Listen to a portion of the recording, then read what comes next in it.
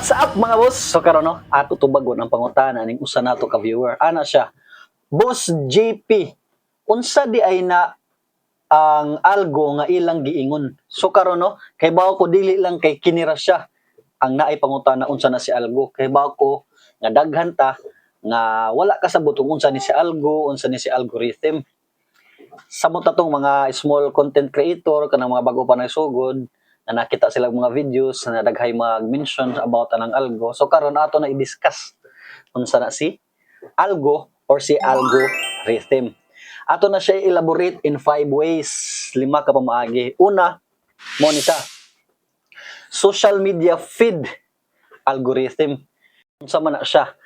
Determines which posts, videos, and stories appear on your feed based on your interests, engagement, and behavior.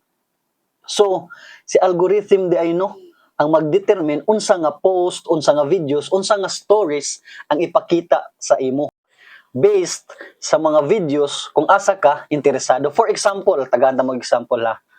Ikaw, ang interest nimo is mga comedy nga mga videos.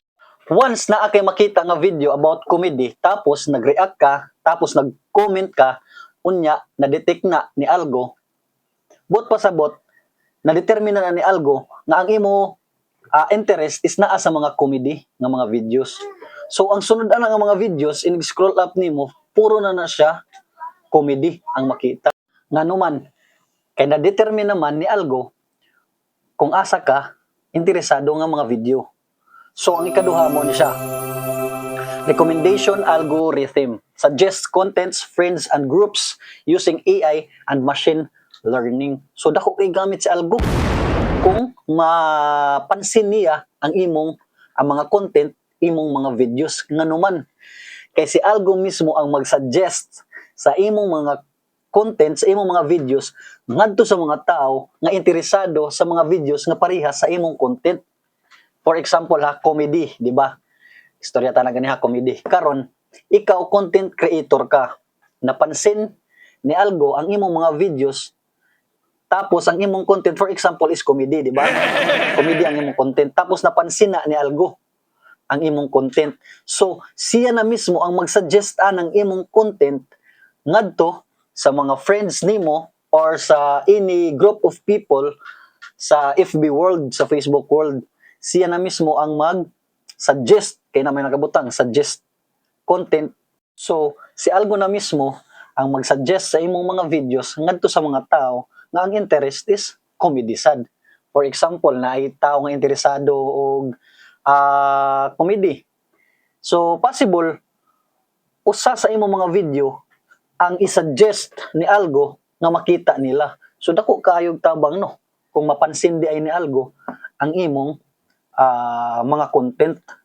Ikatulo, mo ni ad algorithm displays personalized advertisements by analyzing user data and behavior. So kana ding mga ads no nga ibutang sa atong mga videos, for example napansin na ni algo ang atong mga content, so si algo day sad ang magtabang na mabutangan og ads ang atong mga videos kung asa ta mo earn, di ba? Diha ta mo earn sad sa mga ads.